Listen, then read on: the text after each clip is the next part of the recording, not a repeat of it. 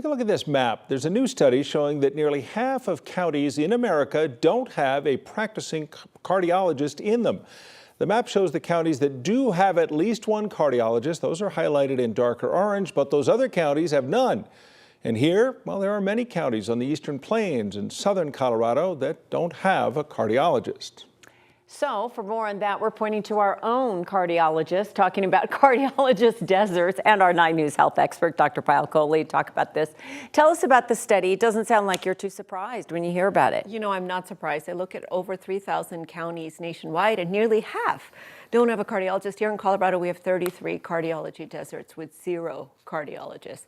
And really what's most sad about this is it found out that the counties that need the help the most, the people that are the sickest, that have the highest risk factors, that have the most complex medical issues, the lowest level of income, are the ones that are unable to access this care. Wow. Is that a lifestyle choice? You're a cardiologist, you come out, you could live anywhere. If you want to live in Malibu, that's great. But if you want to, they want you to live in Alaska and you don't want to live in Alaska, that makes it tough. It's true. That part of it is where the cardiologists go. I mean, obviously there's a shortage of cardiologists because heart disease is the #1 killer, so we need more of us. But where we go are the areas that are oversaturated. So Denver, for example, has lots and lots of cardiologists. We're nowhere near being a cardiology desert, but yet there are states like the Dakotas and others that have one cardiologist or one cardiology group covering multiple counties or multiple states.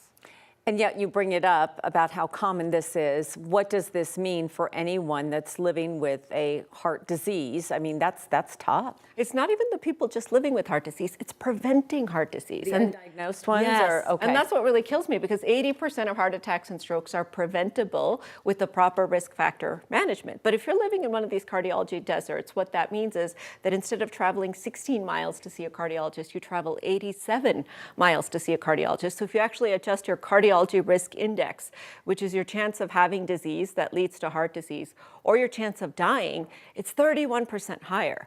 So by the very virtue of the fact that you're living in a cardiology desert, you're more likely to have heart disease and die. And it's because you can't access care and you can't access preventive care. Well, you're not only a cardiologist yourself, you travel and talk to cardiologists here in the metro area. So how many of your patients or patients of colleagues of yours see people from the metro area, and how many times do you see someone who has to travel 100 miles? You know, it's tough, Tom, because I've probably a few patients, and I could probably count them on both my hands, who come from Pueblo and other parts of the state to come and see me. But these are my younger patients that are more mobile, that are able to drive for 2 hours. I do some telehealth visits in some remote parts of the states, and that's really what we're trying to sort of hope, is that more of that type of care starts to become more commonplace. But sometimes when it comes to heart disease issues, you got to listen.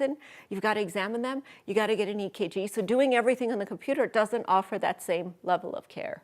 Wow. So that's one option, but what else really can be done? I mean, for many people in the metro area, you say, oh, I had to drive to Aurora for that test, and that's nothing, you know? True. I mean, what else can you do? Well, if you're in one of those 33 cardiology deserts, you know that where you live shouldn't determine how long you live.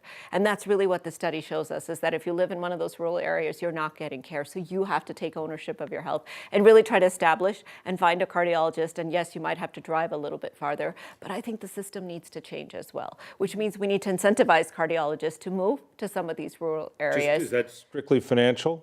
A lot of the times it is, yeah, because people don't like to live there, their family doesn't like to live there, and so they want to be in high metropolitan cities. So we need to make it lucrative for people to want to live there. We need to make it appealing from a community level for people to want to move their families there. When you say we have to do that, who's we? Is that those communities? Is it the industry? Hospital systems. Yeah. It's the hospital systems that control where people go. And if you think about hospitals, they're financial business. They put themselves in high metropolitan areas with dense populations. So the whole system has to acknowledge that this is a problem we all need to address. We can't let the disparity get out of hand. And if you can't move the cardiologist there, then every hospital in Metro Denver should be mandated to have a cardiology van that does outreach and goes to rural areas, does these screenings, provides this care in a mobile fashion. So it takes the doctors, the health care to these areas if they can't have people live there. Pretty strong presumption that it's not just cardiology either. So we'll have to discuss that another time, because I'm sure some of these people